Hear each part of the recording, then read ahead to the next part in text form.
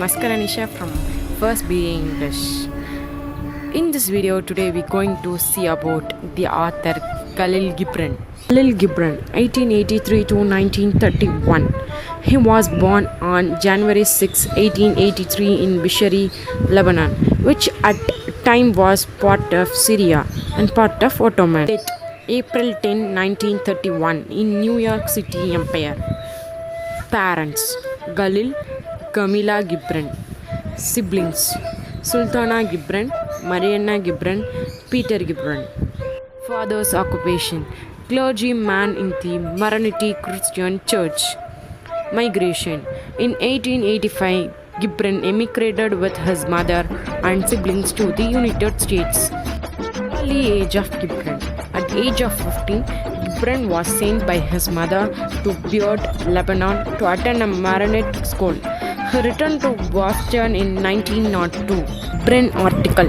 In 1904, GIBRAN began publishing articles in an Arabic language newspaper and also had his first public exhibit of his drawings, which were championed by the Boston photographer Fred Hollanday. GIBRAN modeled for Day, who was known for his photographs of boys and young men. Mary Haskell. Mary Haskell was GIBRAN's senior. Haskell became a GIBRAN's lifelong patron, paying for him to study art at the Académie Julian in Paris in 1908. GIBRAN met the sculptor Auguste Rodin, who reportedly once called him the William Blake of the 20th century. GIBRAN's hundreds of drawings and paintings remain highly regarded. Haskell also enabled GIBRAN's move to New York City in 1911, where he settled in a one-room apartment in Bohemian Greenwich Village. At a lunch in the village, GIBRAN met Alfred Knopf, who would become his publisher in the year of 1918. In 1918, GIBRAN's book of poems and parable, The Madman, was published. In the year of 1923, in 1923, Knopf published what became GIBRAN's most famous work, The Prophet. Though not met with critical praise or early success, the book was never reviewed by the New York Times.